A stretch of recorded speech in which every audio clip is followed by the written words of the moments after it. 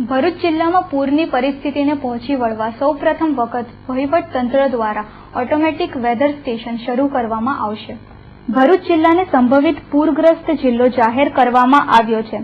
ભરૂચમાંથી પસાર થતી નર્મદા, ભૂખી અને ઢાઢર નદીમાં પ્રતિવર્ષ પૂરને પગલે વ્યાપક નુકસાન થતું હોય છે, ત્યારે આ વર્ષે પૂરની પરિસ્થિતિ પર નિયંત્રણ મેળવવા તંત્ર દ્વારા 35 લાખના માતબર ખર્ચે स्वयं संचालित वेदर सिस्टम અને radar based water level system કાર્યરત કરનાર હોવાની માહિતી અધિક કલેક્ટર બીજી પ્રજાપતિએ આપી હતી। રાજ્ય સરકાર દ્વારા ખાસ ઓટોમેટિક વેધર સ્ટેશન આપણા જિલ્લામાં લગાવવાનું નક્કી કર્યું છે અને અત્યારે આપણા જિલ્લાના કુલ 9 તાલુકામાં તેમજ નર્મદા, દાઢર અને ભૂખી ખાડી પર એમ કુલ 12 જગ્યાએ ઓટોમેટિક વેધર સ્ટેશનની સ્થાપના કરવામાં આવશે।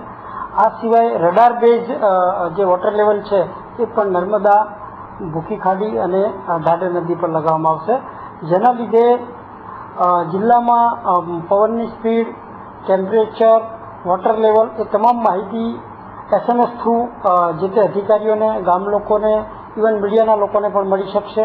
સુરત સિટી બાદ આખા જિલ્લામાં ઓટોમેટિક વેધર સ્ટેશન લગાવવામાં આવતું હોય એમાં તો ભરૂચ જિલ્લો રાજ્યમાં પ્રથમ છે અને અમને વિશ્વાસ છે કે એનાથી ચોક્કસ જિલ્લાને ફાયદો થશે।